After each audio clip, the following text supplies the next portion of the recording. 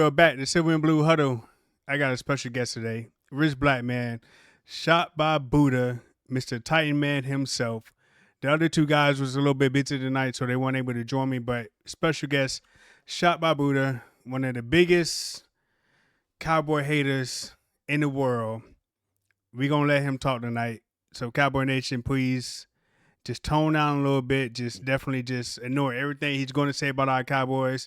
He swears he has all the information. He swears he knows everything about the Cowboys and what's wrong with the Cowboys.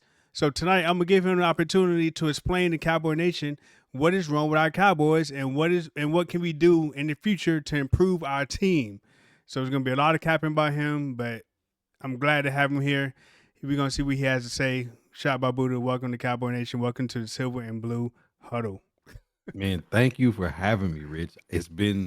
I've been waiting. I've been knocking on the door waiting to get in here to show so much love to the Cowboy fan base. One of the most polarizing fan bases on sports. It's Veterans Day. Salute to service. Shout out to all the veterans out there making the ultimate sacrifice. One of those sacrifices being having to watch America's team, the Dallas Cowboys, compete on Sundays.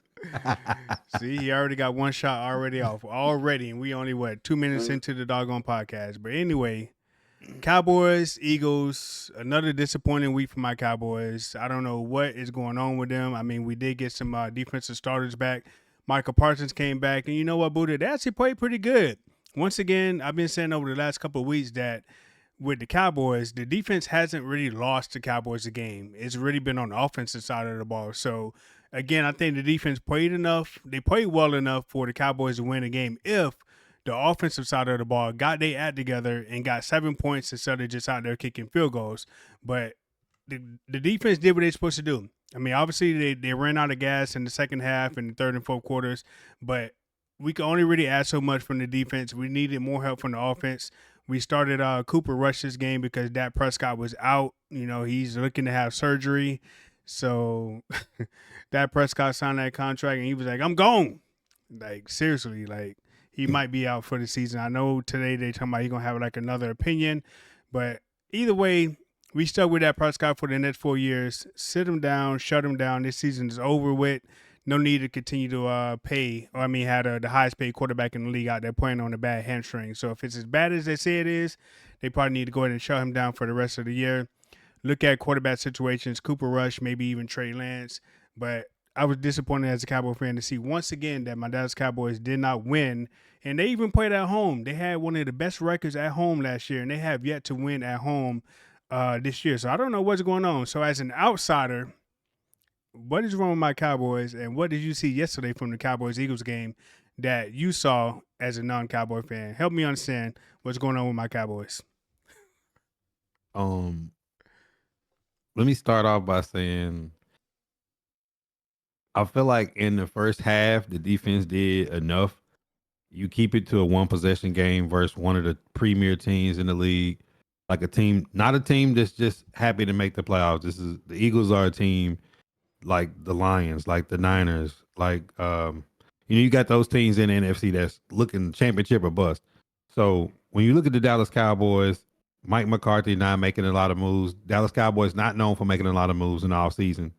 The running back position had not been able to successfully run the football. And when you look at the quarterback position, when you have Dak Prescott in there, when you trade for Trey Lance, when you have Cooper Rush that's been in the system, 17 to 29, 49 yards, one interception, no touchdowns. That is not acceptable on any level of sports to have your signal callers play an NFL football game and not throw for 50 yards. Like, that's a problem. And I think it starts with the top is Mike McCarthy, because preseason, I told you, I felt like when you come in on that lame duck year, when everybody's holding out, you're paying everybody late, like, what is the locker room like? Because the Dallas Cowboys have talent, but it just don't look like a football team. You know, Dak Prescott on the sideline saying we suck. You know, Michael Parsons and DeMarcus getting into it on the sideline. It just don't look like a football team right now. And you got a lot of money tied up into Dak. Got a lot of money tied up into CD. And it's pretty obvious coming into a game what the Cowboys are going to try to do. You get Parsons back, but like you say now, you have to sit Dak Prescott for the rest of the season. I wouldn't put a $60 million quarterback out there when the aspirations to make a Super Bowl run aren't there. 'Cause I don't think this roster, if Dak Prescott is healthy, could have made a run for the playoffs. So now you got to look to the future. Obviously, Mike McCarthy's not the future. You got to make up a decision what you're going to do with Micah Parsons. And I don't think there's anybody, especially with Dak Prescott being hurt now, there's no way you can Kirk Cousins that thing like the Vikings did and let the Falcons take on that 200 million or let another team that need, because Dak Prescott had his best year last year. Like I know y'all think I'm a Cowboy head. He had his best year last year, and getting paid, I felt like Dak Prescott is not always the issue of what's wrong with the Cowboys. This year, I feel like y'all just can't run the football. So it make y'all one dimensional. So whoever's playing quarterback, to think that they're going to go out and throw for 300-400 yards a game against defenses and teams like the Eagles, Lions, Niners, Right. it's just not possible. Oh, So I I think agree. the balanced approach of looking, I mean, 24 carries, 97 yards, average 4 yards a carry, that's serviceable. That's a serviceable running attack in a rivalry game, a division game like that. But Right. to get that, I don't think y'all necessarily have an identity though. Right. It's just players. And I agree with you as well. Like I think the turning point in that game was we was driving down the field and then we get to the goal line and big old Zeke fumbles into the end zone, giving up a possession to the Eagles. Like that cannot happen. Like that was actually one drive that I was sitting real close to the TV. And I'm sitting up there with my hands like Birdman hand rub and everything. I'm like, yeah, these Cowboys, they about to score. They they about to get 7 for once. Like this is probably the first time they even got 7 like all year long. I don't know how many touchdowns they actually got, but they driving down the field. Cooper Rush throwing dots. Run game is working. Zeke come in the game, and you know he was suspended last game, and he gets in the game. They hand it off to him, and he fumbles into the end zone for a touchback. That white points off the board. Obviously, the Eagles went down in their next possession and turned it back over to the Cowboys, and then the Cowboys drove back down the field and only got 3 points. This 3-point thing is not going to get you games in the NFL. You cannot win the NFL game by just kicking field goals. I mean, the defense played good. Trayvon Diggs had an interception in the end zone off Jalen Hurts. Again, this Eagles team is good. They're talented, but they are very beatable. And I think maybe with Dak Prescott, we probably win that game fairly easy. But Cooper Rush did what he's supposed to do in the very first half or whatever. The Cowboys are still in it going into halftime. Like this was a very winnable game all year long. Outside of the Cleveland Browns game, I think every game has been winnable for the Cowboys. They just haven't been able to get over that hump and score 7 points versus kicking field goals. Again, the best player on the Cowboys is Brandon Aubrey, the kicker. So That's tough for a team as talented mhm, as the Dallas Cowboys. right, I mean, I don't know that y'all have an identity though. mhm, Like to me, when Dallas was scary, y'all had that big offensive line. Y'all ran the ball.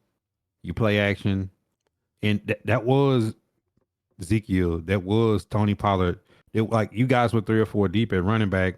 That was the right, tight ends checking and releasing. That was CeeDee Lamb getting shots down the field. I mean, mhm, CeeDee got 10 targets, 6 catches for 21 yards. Like that means he's catching the ball at the line of scrimmage. He's not right, getting anything vertical. The play action is non-existent if a team doesn't think y'all can run the football. So right, the Cowboys have to figure out whoever this next coach is, because I don't think it's McCarthy. I don't think I think he's got out coaching all like mostly all big games, including the playoffs. The Dallas Cowboys have to commit if Dak Prescott is the QB, if CeeDee Lamb is the wide receiver, that okay, what are teams that are similar to us doing? What are the Vikings doing?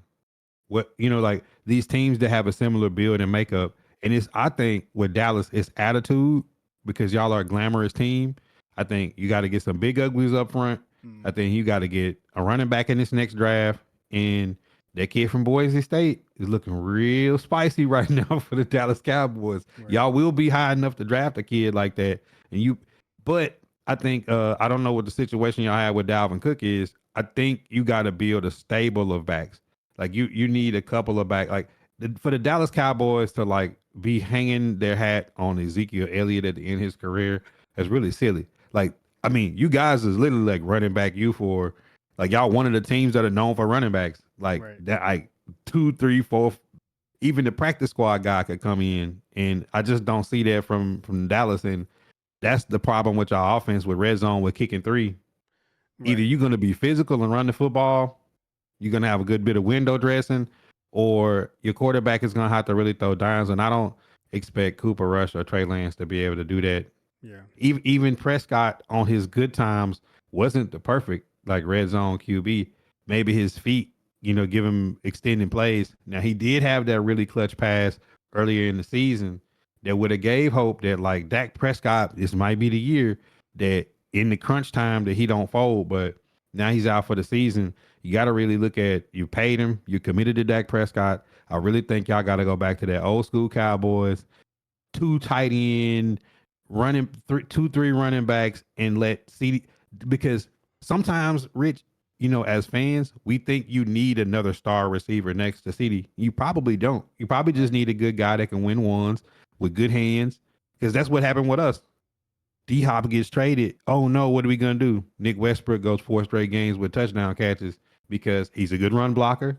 He does everything you ask him to do. He's not gonna get penalties, and he knows that Calvin really is the guy. So Right. whoever y'all bring in's got to know CeeDee Lamb is the star. He's gonna get the targets. The tight ends, the running backs got to get involved, and I think that's what the Dallas Cowboys need to build towards. Stop reaching for these teams gotta stop reaching for these names, man. They gotta draft, develop, and build.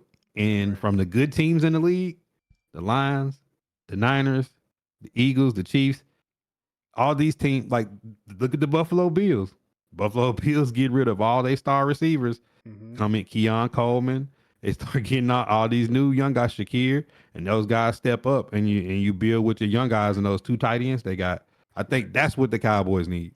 And if you listen to the podcast on a weekly basis, Expert Corner definitely always talk about the others when it comes to the wide receiver core. Like outside of CDM, he always says that the others must step up. They must win their ones. They must catch the ball. They must give some sort of separation. They must be an option for Cooper Rush or Dak Prescott. And so far this season, the others have not showed up outside of CD Lamb. I'm looking at Cooper Rush stats, man. 13 for 23, only 45 yards, averaging just 2 yards as a quarterback, as a starting quarterback. Like, bro, bring up the practice squad player. I mean, whoever's on the practice squad throwing them things in practice, like they better than Cooper Rush. And I'm disappointed in Cooper Rush if that is his stat line. I can't believe that's his stat line, but that's disappointing as someone who has known the offense for about 2 to 3 years and it's back up to Dak Prescott. You expect a backup to be way more prepared. The man literally is out there just throwing the ball in the ground. He was throwing ducks all game long. Cooper Rush throwing ducks all game long in the dirt, short passes. Cooper Rush, bro, you've been in this offense 2 to 3 years. Like, how you out there throwing ducks? 45 yards as a starting quarterback, and then you put in Trey Lance at I think in the second half.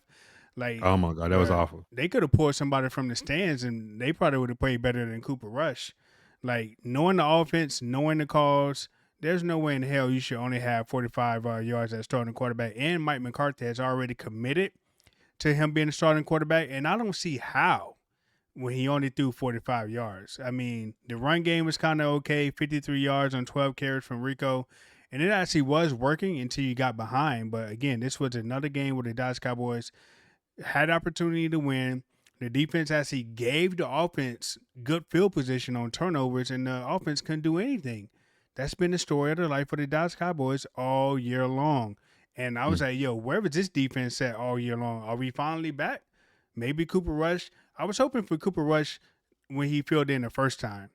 Right, that Cooper Rush took shots downfield, made plays, but the Cooper Rush that played yesterday, like, bro, like, nah, Yeah, nah, nah. I think maybe there was the pressure of playing the Mm-hmm. Eagles. I mean the Dallas Cowboys lose bad, at the Lions.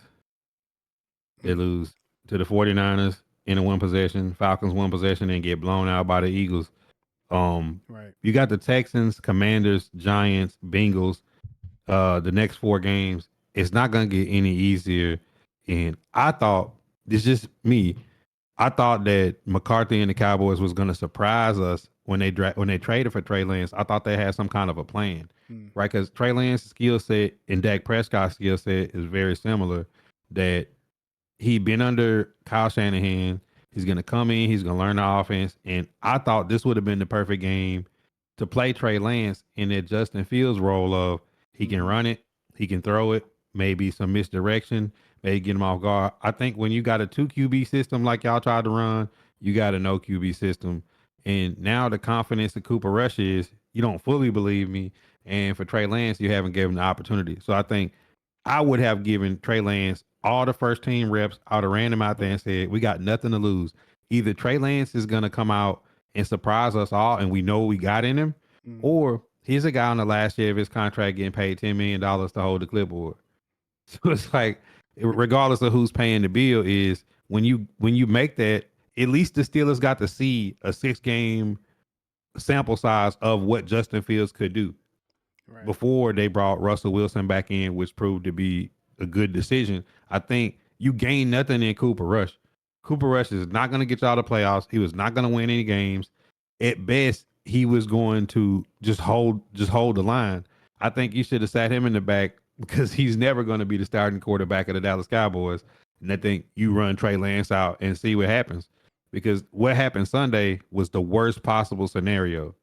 The guy that you come in and you're saying, this is our guy, came in and played absolutely horrible. So now the fan base is like, at least let us see Trey Lance. But it's unfair to Trey Lance if y'all are about to play the Texans coming off that loss that they just had to the Lions. They're going to be fired up. And if Trey Lance doesn't get all the first team reps, if he comes in the game at any point in the game Sunday, you can expect complete and imminent disaster for the Dallas Cowboys. Because, the Texans is one of them athletic, aggressive defenses. And what teams are going to do against y'all these next 4 weeks is they're going to send the dogs and just say, beat us. Like Cooper Rush, Trey Lance, put the ball in the air and beat us. Yeah. And I think over the next 4 games, man, actually, I was hoping we was going to at least beat the Eagles. And then I was going to be like, all right, over the next 4 games, that's when we will really, truly know if the Dallas Cowboys can come back and maybe compete in the division and maybe for a wild card spot. But losing against the Eagles, you got 1 game with me until we be like, oh, the season is a wrap. And I know a lot of Cowboy Nation is saying the season is already a wrap. But if we lose against the Texans, it's probably a wrap. And then we got the Giants coming up. And I'm not even confident that we're even going to beat the Giants on Thanksgiving. Like, the Giants ain't beat us in, 3 years? I mean, they came close early in the season, but this was a critical game that we let get away from us, and now our season is really, really, really, really about to be over if we happen to lose against the Texans on Sunday, man, which is going to be tragic because you got to turn around and play the Giants on Thanksgiving. So I'm not sure how Mike McCarthy continues to survive all this. I know Jerry Jones did not fire people mid-season, but at some point you probably just got to let him go. Like, what's the point in keeping him here for the remainder of the season? Like, he was already a lame duck coming into the season, but I don't understand how you go from the number 1 offense last year and then you at the bottom of the league this year and you barely lost anybody on the offensive side of the ball other than Tony Pollard. And I said a few weeks ago, was Tony Pollard the key to Dak Prescott's success in the Dallas Cowboys? I mean, that was a joke, but we did have some sort of a run game with Tony Pollard in the lineup. So I just don't know what's going on with the Dallas Cowboys. So, but I will say that my Cowboys and your Titans are kind of in the same spot. We both are losers. We both won't make the playoffs. And I know during the summertime you had high hopes for your Tennessee Titans. And all I kept hearing was let Rand cook. And Rand is cooking all right. He is cooking a full ass meal over there in Tennessee. Okay. Now, I mean, that's the only difference though. I feel like the Titans are in the same spot as the Cowboys and a lot of other teams. That's bad for y'all, not bad for us. Look, Lions was 3-13, 9-8 before last season happened, and now this season. So we're in the first year of a rebuild. Yes, it's tough to watch Derrick Henry lead the league in rushing, which I knew he would do. Yes, it's tough to watch D-Hop. It's tough to watch A.J. Brown. It's tough to watch all the people that you lose in the rebuild. But y'all are in the same position that we're in. You let your star running back go to another team. He's performing. And then you look at the biggest deficiency on your team is your team doesn't have an identity on offense. The only thing I say about the Titans that I was saying that Rand was cooking he was cooking with the contracts. Now, if there's a Titan fan out there that thought that we was finna make some kind of like worldwide push to win the AFC this year, like bro, let's stop it. They capping. Whoever that is, they lost their mind. I just said, could he fix it? How fast could this rebuild happen? Because while you're in a rebuild, you're watching Derrick Henry run wild on Monday Night Football, and it's tough to see your star players go do things other places when you let them go. So Right. that's a big part of why I said Rand did cook. He fixed the offensive line. The offensive line looks great right now. The thing about Rand cooking was, could he fix the O line? He's fixed it, everything except the right tackle. But you can't account for a guy retiring in preseason at right guard and your right tackle having to slide in the right guard. Then we relying on Nicholas Petit, Leroy Watson, John Ajuku. Those guys just haven't held up. But outside of that on the roster, Tony Pollard has played great. Tajay Spears has played great. And the part that looks crazy is, could Will Levis be the bridge to speed up the rebuild? Some teams get lucky. Some teams have a Brock Purdy. Right. Some teams get a Jalen Hurts, a guy that you draft later in the draft. He doesn't cost much money against the cap. And this guy progresses and gets the team competitive faster. So Will Levis comes out, and we're like, all right, we seen what he looked like coming in for Tannehill halfway through the season at the bye last year. Can this guy progress? The part that looks bad for Rand and for Callahan is Will Levis has regressed in this year. He has. He's went backwards. Now, he made some steps this Sunday. That's the best he's looked all year. But when you look at it, you're still saying it's not enough.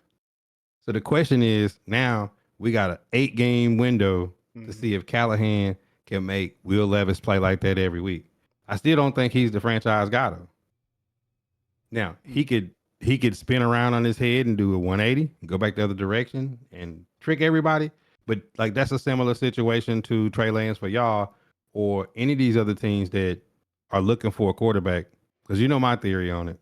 There's only a few franchises or a few coaches that are capable of getting a young QB and making a team competitive and developing. Like, bro, we're watching the Broncos play good with Bo Nix. Y'all got a $60 million quarterback, and we have spent everything $200 million in the offseason, and we watching Bo Nix compete. We watching Jaden Daniels compete. We watching these teams compete and sitting here watching our teams feel like they're going in backwards. Tennessee Titans have the number 1 statistical defense in the league and dead last in offense. Right. So that's the problem of Rand cooking. His job and Callahan's job is going to be tied to, can they develop?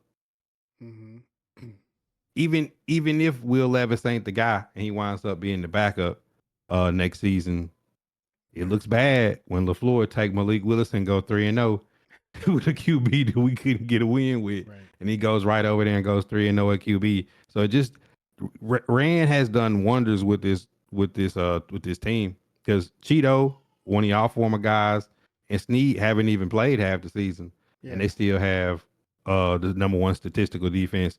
It just comes down to, we have bad special teams, we don't have identity on offense, and we cannot score the football. So if he can get that right tackle shored up, Cowboys or the Titans? Because it's the Titans. They sound similar though, right? They do sound very similar between the Titans and the Cowboys. They can't score. They can't get in the red zone. So if you weren't a football person and you just said that blindly, you would probably think, hey, is that the Cowboys? Like, you referring to the Cowboys? But with the Cowboys, you guys should really be thinking that we actually paid Dak Prescott $60 million, because if we didn't do it, somebody else was going to do it. There was another team that was going to pay Dak Prescott that amount of money if it was not the Cowboys. And the Cowboys really thought that their window was still open to win the Super Bowl, and it kind of was if they would play a little bit better this season. Like, can't nobody sit up here and tell me that the Cowboys, on paper, was not talented these last couple of years to win a Super Bowl. They just didn't do it, unfortunately. But on paper and talent-wise, they had what it took to win the Super Bowl, and they just ain't do it. They had enough to make it to the NFC Championship game. They just ain't do it. They didn't execute. When it come playoff time, somehow they just end up losing. But they definitely was one of the most talented teams these last couple of years. Now that might be coming to an end now with Dak Prescott and CeeDee Lamb taking up all the money, and then Michael Parsons getting ready to take up all the money. They got to like totally rebuild and hope that those guys play up to their potential because they're the highest paid people on the team, and they're not even performing, man. Like we got a lot of firepower on offense, and we can't even get in the end zone. Dak Prescott can't even get a first down. Like that is So unacceptable. play GM for a day. You rich, you move Jerry Jones out of the office, you move in. You have CeeDee Lamb, you got Dak Prescott, and you got Michael Parsons. Hmm. Do you deal any of those pieces for draft capital to rebuild, or like what is your plan? What would you do? If I was GM for today for the Cowboys, I would definitely probably just get rid of Dak Prescott. I'd trade him. If I had to go off based on what he's done for the organization so far, I would have to trade him. I would have to get rid of him. I don't think he would be the quarterback of the future if I had to base it off everything that he's done for the organization so far because he just hasn't had it. He just not had been that S factor to get the team over the hump. The man has had some good talented teams. The quarterback, like even now, CeeDee Lamb. I mean, the year before that, he had Tony Pollard or whatever, and then we had some. We was talented with him at the helm at quarterback. Like we really was. Even with his rookie year, he went 13-3 and lost in the playoffs against Seattle. I think he just have not got us over the hump. The Green Bay game, what was that? Like you trade that That was Prescott, awful. like you can replace a quarterback, receiver, and probably edge rusher. It takes a little bit longer to do. Receiver is kind of questionable as well because you can always go out and get another receiver. You can Yeah. always go out and maybe get like another edge rusher. I mean, it ain't too many Michael Parsons out there, but the trick about Michael Parsons is that he actually needs help on the defensive line as well. He's not one of those edge factor type dudes to just go out there and just take over the game every single time, every single possession, like a TJ Watt. He ain't a TJ Watt. TJ Watt, like you block him, you chip him, he still get to the quarterback almost damn near every single play. You can literally take Michael Parsons out of the game. Like you really can. And they kind of did that. So my question with Michael Parsons is, was he just a Dan Quinn system type guy? Because he ain't having the same year that he had the year before that under Dan Quinn. Mm. So maybe he's a system guy. I mean, Cowboy Nation hate me when I say that, but hey, maybe that is the honest truth that Michael Parsons don't really thrive under Dan Quinn. I mean, he got to the quarterback yesterday, but he ain't nothing like he was under Dan Quinn. And maybe that just was scheme too. So I don't know, but if I was GM, I would definitely restart at quarterback for sure. Mm. So you I being the see. All right. outsider, what would you do? Ooh-wee. All right, let me be the outsider. CeeDee Lamb ain't going nowhere because it's hard. Like it's a receivers league. When he Right. gets the ball in his hand, he's my dad's favorite player. CeeDee Lamb he can work magic. If I'm the Cowboys, maybe I trade Micah Parsons and get a boatload back from him, Mm. and maybe I call the Oakland Raiders, the Las Vegas Raiders. Hey, listen, man, we got Dak Prescott out here. Let us get some. Maybe you make a trade with one of those teams that know they can't develop. There's some teams out here and some coaches that can't develop. They'll never be able to do it. They'll never be able to develop a QB. Maybe it's the Colts. Maybe it's one of these teams that you trade Dak Prescott and Micah Parsons, get a boatload back, go draft your QB and get your running back in this upcoming draft, load up on defense and offensive line. And before you know it, maybe you are like the Vikings. Maybe you are one of these teams that are able to get, as I'm always a big proponent, is you can't have a bunch of max players on your team.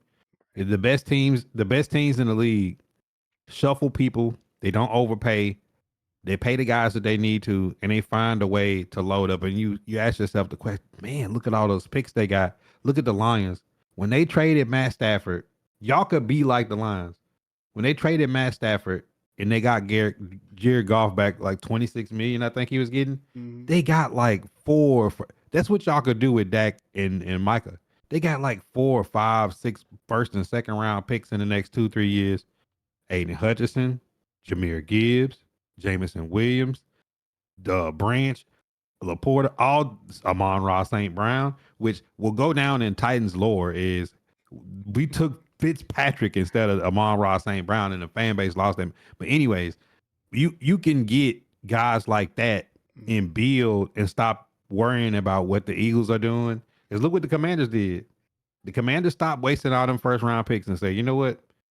They sent off Montez Sweat. They sent off Chase Young. They sent off all those guys that they said that they shouldn't. And then they went and got Jaden Daniels and put Austin Eckler and Brian Robinson in the backfield.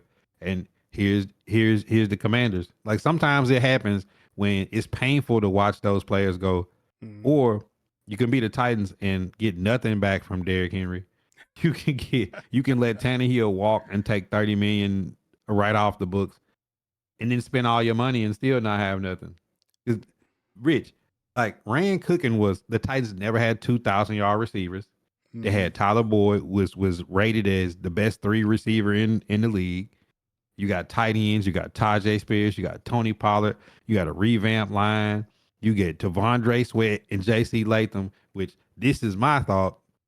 Far as like non-quarterbacks, who has hit it better than Rand in the first 2, getting JC Latham and Tavondre Sweat? We get like 350-pound guys that run faster than linebackers.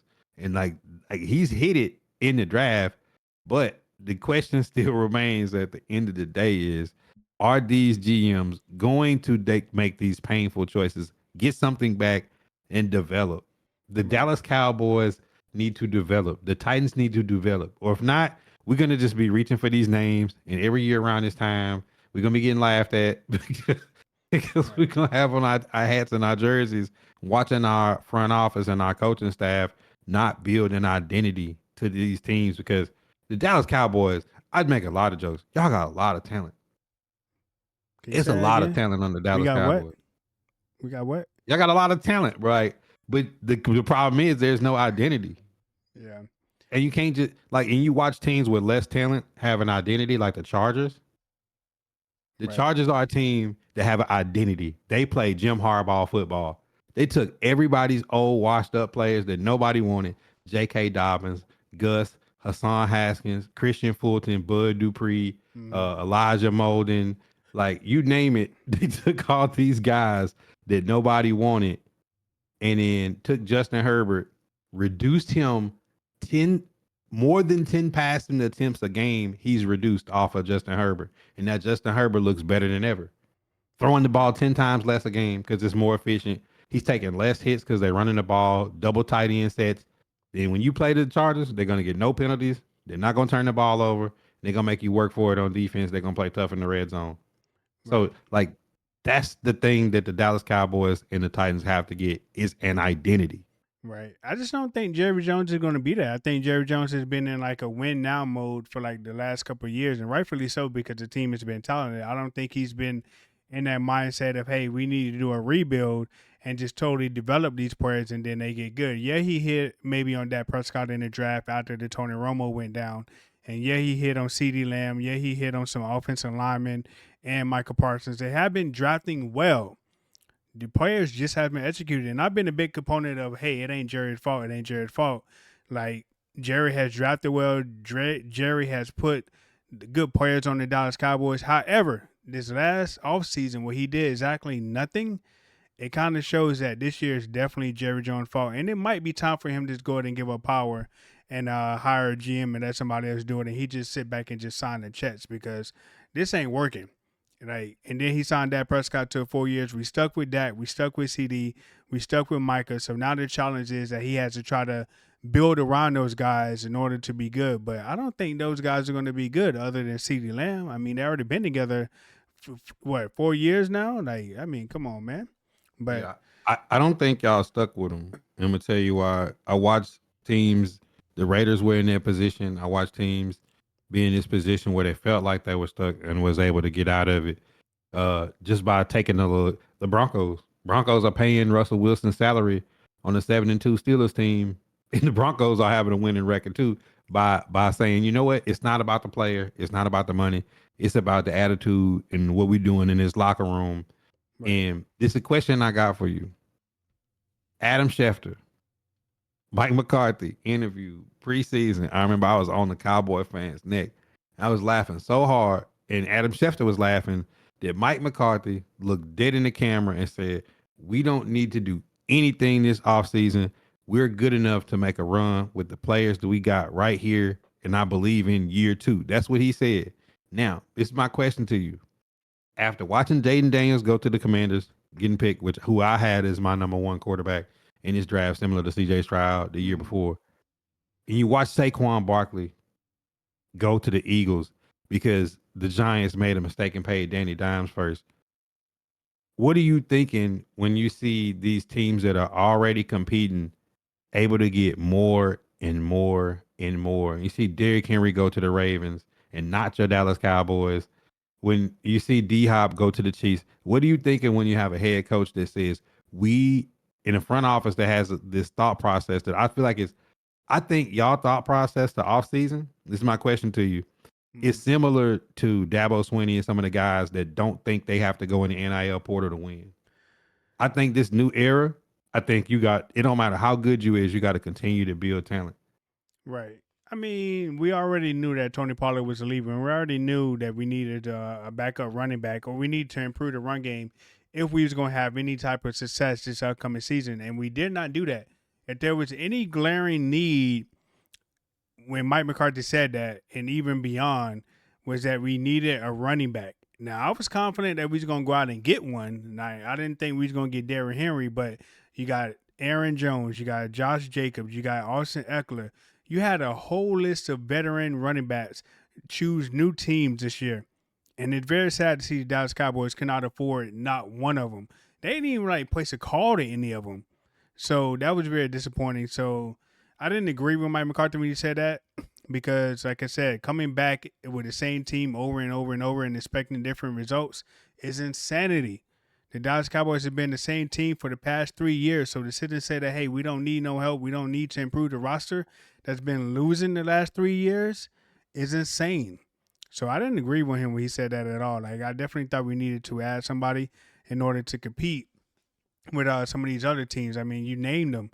The Eagles, the Lions, how they keep making trades, how they keep signing all these dudes. Clearly the Dallas Cowboys ain't cooking the books right like the Philadelphia Eagles is. They cooking the books over there. I don't know how they afford them. I don't know how the 49ers afford players.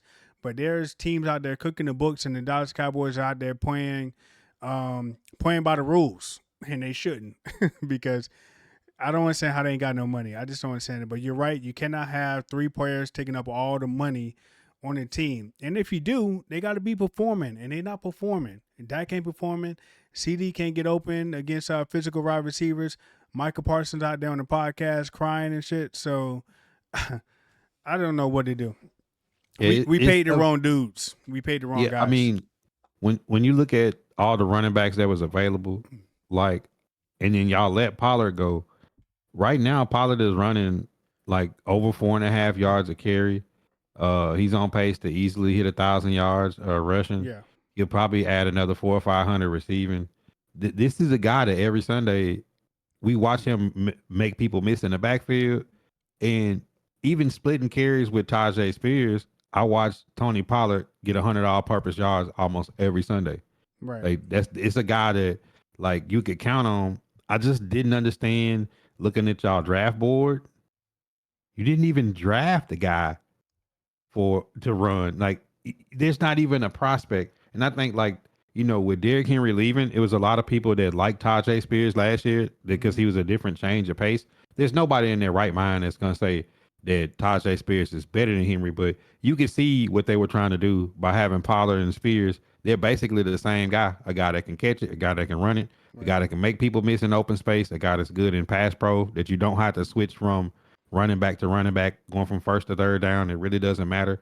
But when you look at that situation with the Dallas Cowboys, it just really surprised me to see that Josh Jacobs, Austin Eckler, Aaron Jones, like you said, all these running backs on the market, and when they brought back Zeke, I said that's desperation. That was like the replacements. Any given Sunday, this is the last ride. Everybody tape up their ailments, put some salt on it, and go out there. And that's not Dallas Cowboys is a premier football team. One of the teams in the league that, whether you like them, you hate them, they're the primetime game on Sunday. They're going to be on TV. And just to see them not be able to run the football and be so deficient at QB. And I'm just I'm just not one of those people that allow excuses of, okay, we're in the same boat. If Will Levis come off, Mason Rudolph is getting paid money. He's been in camp all year. He's a veteran. He should be able to step in and play football the same way that Cooper Rush and Trey Lance should be able to step in. Because we watch teams around the league, they guy go down and guys step up. And I mean, Sam Darnold, JJ McCarthy goes out and look at Sam Darnold, look what he's doing. And I think that's just coaching. You know what I'm saying? I think that's attitude. And I think that's just commitment to a certain style of football that right now our teams play good at first half and second half. They do not know how to close. They do not know how to finish, but they are good at losing football games. And they will find ways to lose football games on Sunday. Because when I looked up at y'all highlights and I was seeing early on, I'm watching the games pop up and I seen y'all got the fumble. And I'm like, man, like the Cowboys gonna fight because that's what you expect from a team when your star players go down.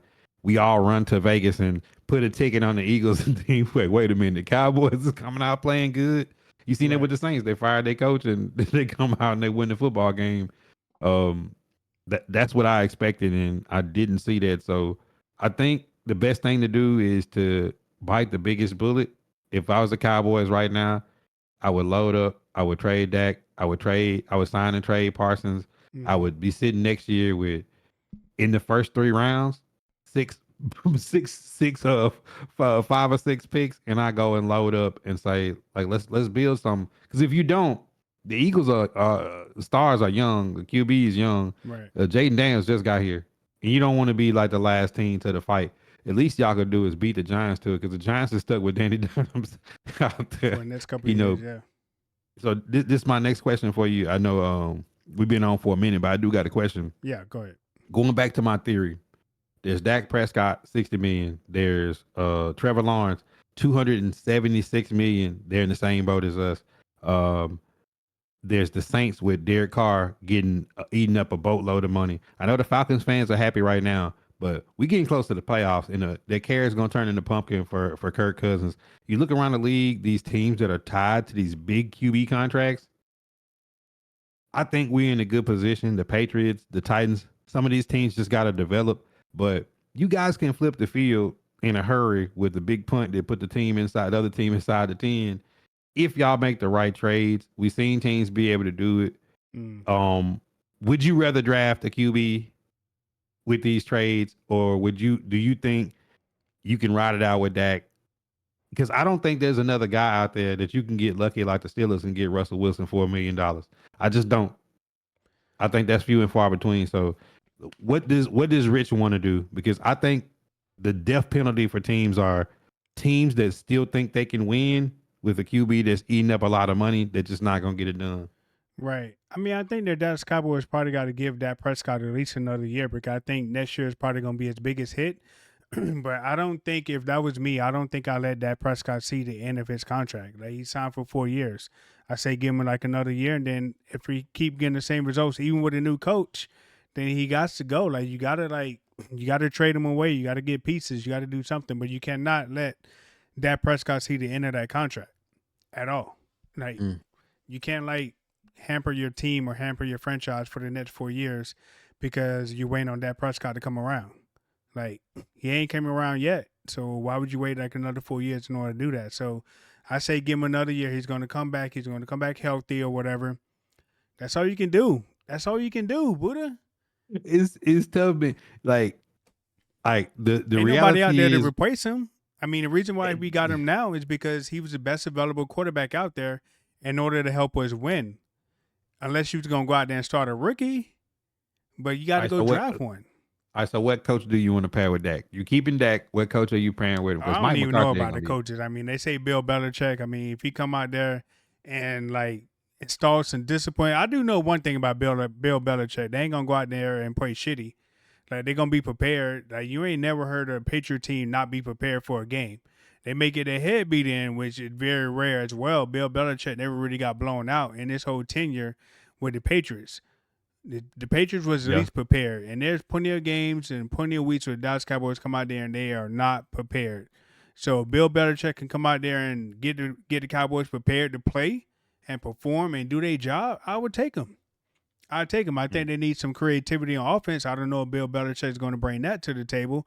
So maybe they need to go a little bit younger with the freaking with the coach as well, and somebody that's creative on the offensive side, because the league has evolved.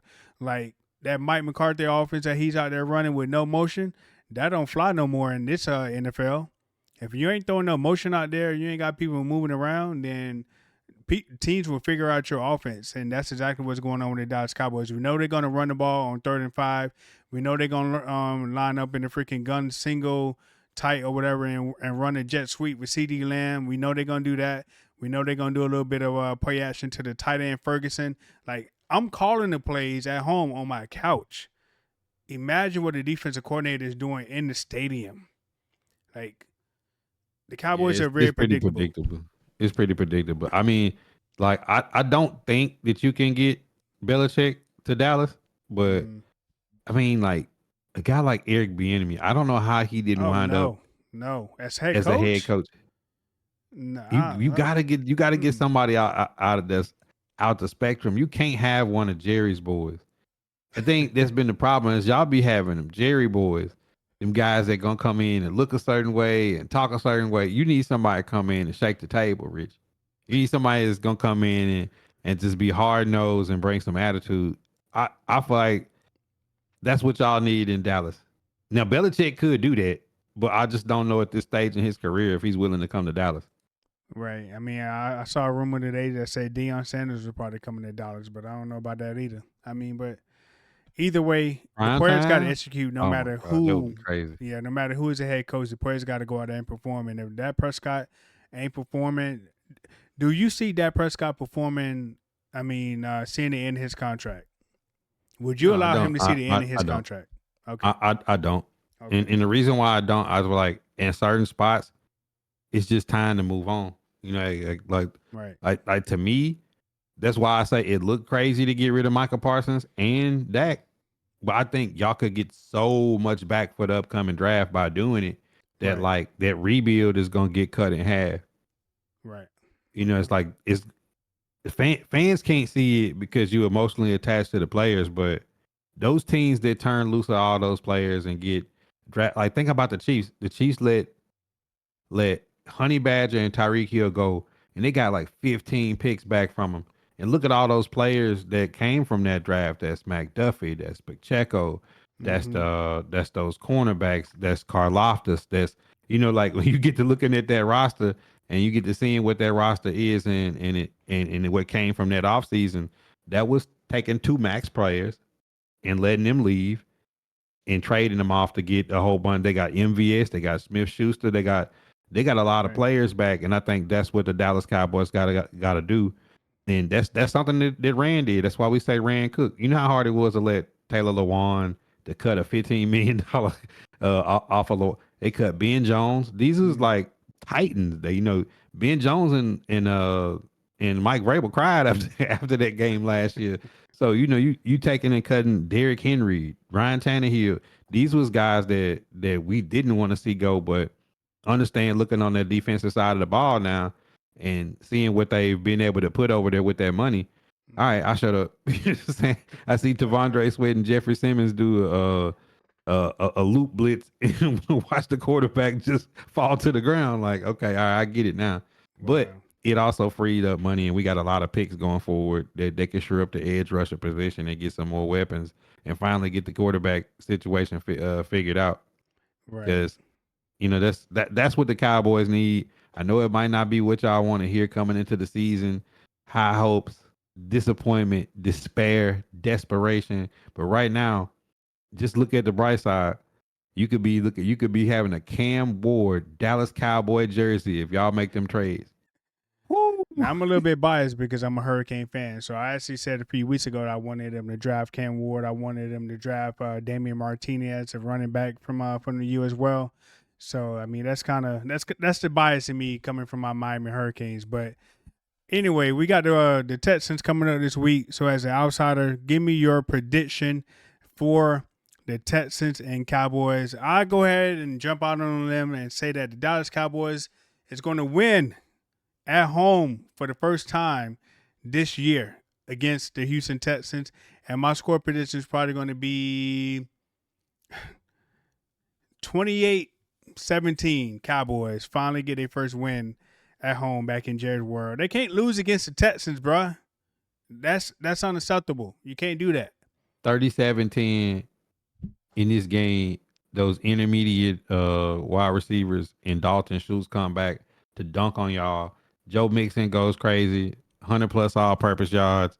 Texans blow the doors off the Dallas Cowboys and force their hand to start looking towards the future of all the Rich. Just face the music right now and just think of having that Boise State running back and Cam Ward on the Cowboys. If you traded Parsons and Dak, you could get enough to get that. Think about it. Like that's what I mean when you get to looking at dealing off players. Okay. Like, think about it. The Vikings was able to get Dallas Turner and JJ McCarthy both in the first round. You think about the Texans. How did the Texans do their turn? Texans gutted the roster. CJ Stroud, Will Anderson, back-to-back picks in the draft. One of the nastiest trades I ever seen. Like, think about it. They got the best offensive and defensive player in one draft all on the same team.